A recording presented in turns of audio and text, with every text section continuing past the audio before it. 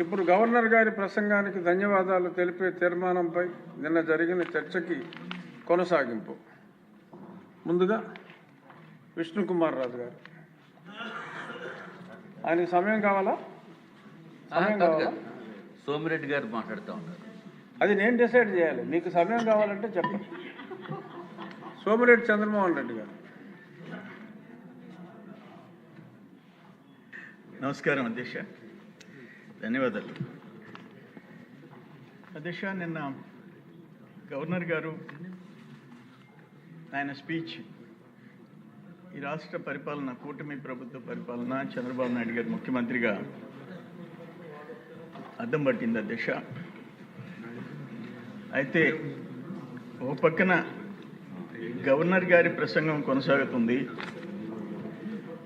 ఇంకో పక్కన ఒక పార్టీ సభ్యులు మీడియాతో మాట్లాడుతున్నారు. అంటే గవర్నర్ గారి ప్రసంగం ఈడ జరిగేటప్పుడు ఈడ గొడవ చేసి కేకలు పెట్టి కాగితాలు చించి పైనేసి అసభ్యంగా ప్రవర్తించడం కాకుండా వాళ్ళ నాయకుడు సమక్షంలో బయటికి వెళ్ళి మీడియాని అడ్రస్ చేశారు అధ్యక్ష. అధికారంలో ఉన్నప్పుడు గవర్నర్ పేరుతో అప్పులు చేశారు అధ్యక్ష. మనం అంతకుముందు గజెట్ పబ్లికేషన్స్ ఇటువంటి గవర్నర్ పేరుతో చూసాం. సావరిన్ పవర్ అనే దానికి అప్పు తెచ్చి గవర్నర్ మీద తెచ్చారు, ఫస్ట్ టైం చూసాం. అటువంటిది అదే గవర్నర్ని గౌరవించడం కూడా తెలియని పరిస్థితి మనం చూసాం. అంటే జగన్మోహన్ రెడ్డి పరిపాలనలో అధికారంలో ఉన్నప్పుడు ఎట్లా పరిపాలన చేయకూడదో ఒక ఉదాహరణ, ప్రతిపక్షంలో ఉన్నప్పుడు అధికారం కోల్పోయిన తర్వాత ఏ విధంగా వ్యవహరించకూడదో అది కూడా ఒక ఎగ్జాంపుల్ అధ్యక్ష. వ్యవస్థల్ని సర్వనాశనం చేసిన విషయం అందరికీ తెలుసు. ఇప్పుడు కూటమి వచ్చిన తర్వాత పెట్టుబడులు వస్తున్నాయి. ఆ పెట్టుబడులు రావటం ఇష్టంలే, రాజధానికి పెట్టుబడులు పెట్టి కాంట్రాక్టర్ని బెదిరిస్తున్నారు. కంపెనీలకు భూములు ఇస్తే కోర్టుకి వేస్తున్నారు. వర్ష అంటే కంపెనీలు రాకూడదు, ల్యాండ్ ఏదైనా కంపెనీలకి గవర్నమెంట్ ఇన్సెంటివ్ ఇచ్చి చేయకూడదు. ఎగ్జాంపుల్ 2007 చెప్తా. 2007లో ఒక 100 కంపెనీలకి ఏ విధంగా ఇన్సెంటివ్స్ ఇచ్చారనే దానికి విప్రో హైదరాబాద్లో 101 ఎకరా అధ్యక్ష. ఆనాటి ధర 428 కోట్లు,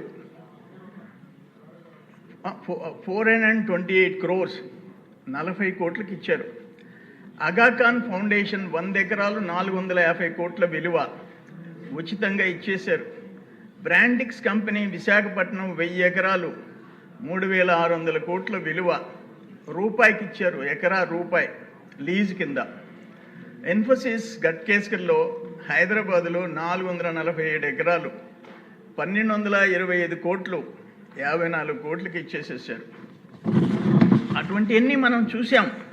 కానీ ఇంత ఘోరంగా రాష్ట్రానికి పెట్టుబడులు రాకూడదు, సంక్షేమ కార్యక్రమాలు జరగకూడదు, అభివృద్ధి జరగకూడదు అని చెప్పేసి కోరుకునే ఒక రాజకీయ పార్టీని మనం ఎవరిని చూడలేదు అధ్యక్ష. జగన్మోహన్ రెడ్డికి ఆయన విధ్వంసం అంటే ఆయనకి ఇష్టం, శవ రాజకీయాలంటే ఇష్టం. ఆయన పార్టీ ఒక ఎమ్మెల్సీ డిక్కులో శవం వేసుకుని వస్తే ఆయన భుజం తడతాడు. ఆయన ర్యాలీలో పోతే ఒకరో ఇద్దరో చనిపోతే పాపం కనీసం పరామర్శకు పోడు. పార్టీ నాయకుల్ని, వేరే పార్టీ నాయకుల్ని బూతులు తిడితే, తల్లిదండ్రులను అగౌరవపరిస్తే వాళ్ళ ఇంటికి పోయి పరామర్శిస్తాడు. పోయేటప్పుడు ఒకరో ఇద్దరో ర్యాలీలో చచ్చిపోవాలా. దీన్ని ఏమంటానంటే నేను మర్చెంట్ ఆఫ్ డెత్. శవ రాజకీయాలు చేసే రాజకీయ పార్టీ ఈ రాష్ట్రంలో జగన్మోహన్ రెడ్డి పార్టీ. అందుకనే నేను మర్చెంట్ ఆఫ్ డెత్ అంటాను. తల్లిదండ్రుల్ని దూషించిన వాళ్ళని కనీసం మందలిచ్చకుండా వాళ్ళని భుజాలు తట్టే మనుషుల్ని మనం చూడలేదు. నేను అందుకనే మీ ద్వారా ప్రభుత్వానికి నేను ఒకటి చెప్తున్నాను అధ్యక్ష, ఒక రిక్వెస్ట్ అధ్యక్ష. ఈ సభలో ఎవరైనా సరే తల్లిదండ్రులను గన కించపరిచే విధంగా మాట్లాడితే, అది ఏ కులం, ఏ పార్టీ, రాజకీయ నాయకులు, బయట వాళ్ళు, ఒక ప్రత్యేక చట్టం తేవాల్సిన అవసరం ఎంతైనా ఉంది అధ్యక్ష. నాన్ బెయిలబుల్ సెక్షన్స్ అప్లై అయ్యేటట్టుగా దేవుళ్ళు లాంటి తల్లిదండ్రుల్ని ఇష్టం వచ్చినట్టు బయట మాట్లాడే వాళ్ళు ఎక్కడన్నా చూసాము, రోడ్డు మీద అడ్డాలు తిరిగే వాళ్ళని. కానీ ఎమ్మెల్యేలుగా చేసి మంత్రులుగా చేసిన వాళ్ళు దుర్మార్గంగా మాట్లాడుతుంటే, ఒక ఆయన నెల్లూరు, ఒక ఆయన నిన్న ఇక్కడ చూసాం జైల్లో ఉన్నాడు. అందుకని ఒక చట్టం తేవాలా, నాన్ బెయిలబుల్ సెక్షన్స్ రావాలా. అనేక చట్టాలు మనం కొత్తగా తెస్తున్నాం, తేవాల్సిన అవసరం ఉందని చెప్పేసి నేను కోరుకుంటున్నాను అధ్యక్ష. ఈ గవర్నమెంట్ వచ్చిన తర్వాత క్లియర్గా జిఎస్డిపి పెరిగిందనేది వాస్తవం. 15,91,000 కోట్ల నుంచి 17,62,000 కోట్లకు పోయింది. 10.75% గ్రోత్ రేట్ వచ్చింది. పర్ క్యాపిటల్ ఇన్కమ్ 2,66,000 నుంచి 2,95,000 వచ్చింది. Agriculture allied sector 7.83, industrial sector 9.53, services sector 12.94. ఇవన్నీ చూసాం అధ్యక్ష. నేనేమంటానంటే, ఈ పరిశ్రమల్లో పెట్టుబడుల్లో లోకేష్ బాబు గారు ఎంత కష్టపడుతున్నారు, ఎన్ని కంపెనీలు. మన దావోస్ పోయినప్పుడు కూడా ఒక్క లోకేష్ బాబు గారు 45 కీలక సమావేశాల్లో పాల్గొన్నారు.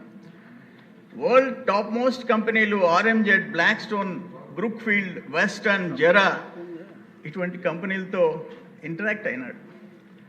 మన రాష్ట్రం ఊహించింది, మన దేశంలో first time Google data centre $15 billion, 1,36,000 కోట్లు. నేషనల్ క్వాంటమ్ మిషన్ అమరావతి, ఇవన్నీ మనకు గర్వకారణం. నీకు పరిశ్రమలు తరిమేసిన పెద్ద మనిషివి నువ్వు. అటువంటి దుర్మార్గాలు చేసిన వ్యక్తి. మనం వచ్చిన తర్వాత తల్లికి వందనం నువ్వు ఒక బిడ్డకి ఇచ్చావు, మేము అన్లిమిటెడ్ మనం ఇచ్చాం. దానివల్ల నేను ప్రాక్టికల్గా ఒకటి చూశాను అధ్యక్ష. నా దగ్గర ఒక 50,000 మంది గిరిజన పాపులేషన్ ఉంది. ఆ బిడ్డలు స్కూల్కి పోరు. ఇల్లిటరసీలో 90% గిరిజనులు ఉంటారు. ఈరోజు లాస్ట్ గవర్నమెంట్లో ఒక్కరికి ఇస్తే ఒక బిడ్డను పంపించి 3-4 ఇంట్లో కూర్చోబెట్టుకునేవాడు. ఈరోజు గిరిజనుల్లో మార్పు వచ్చింది.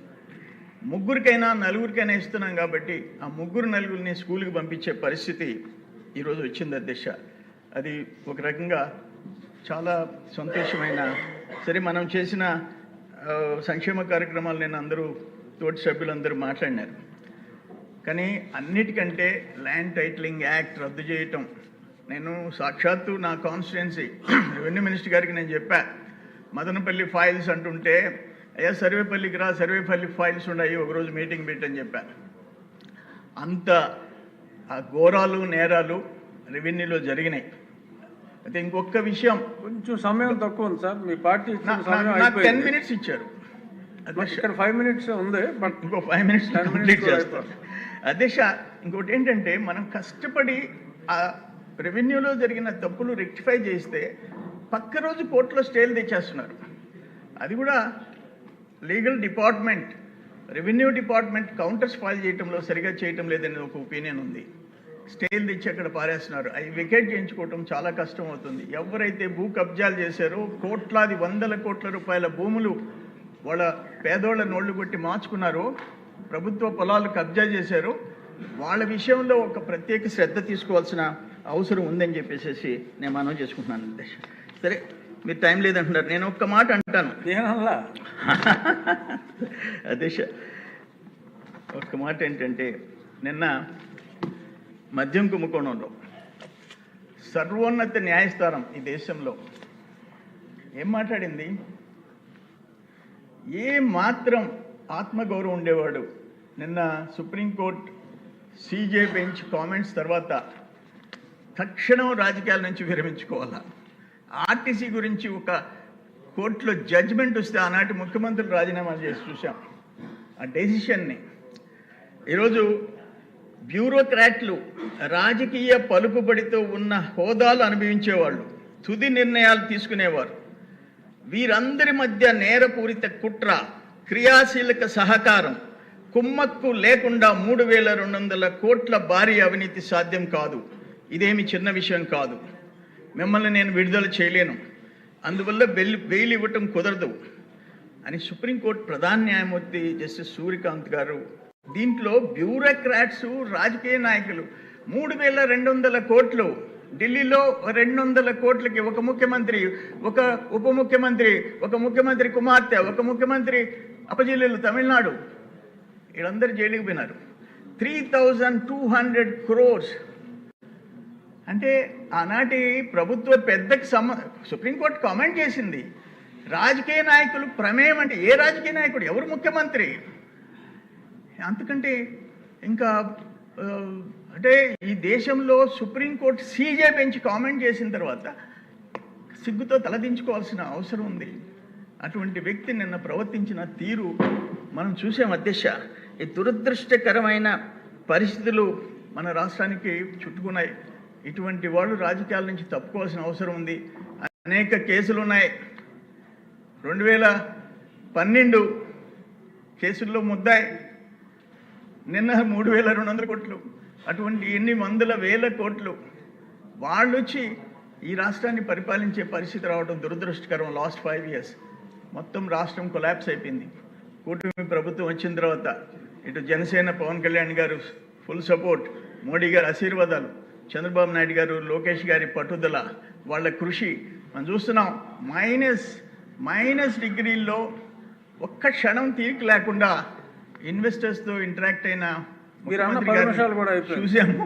అందుకని నేనేమంటానంటే ఫైనల్గా ఒకటే ఒక మాట పెద్దవాళ్ళని జన్మనిచ్చిన తల్లిదండ్రులను మాట్లాడిన వాళ్ళకి నాన్ బెయిలబుల్ సెక్షన్స్తో చట్ట సవరణ చేయాలని ప్రభుత్వానికి విజ్ఞప్తి చేస్తూ సెలవు తీసుకున్నాను అధ్యక్ష. ఇప్పుడు కల్లా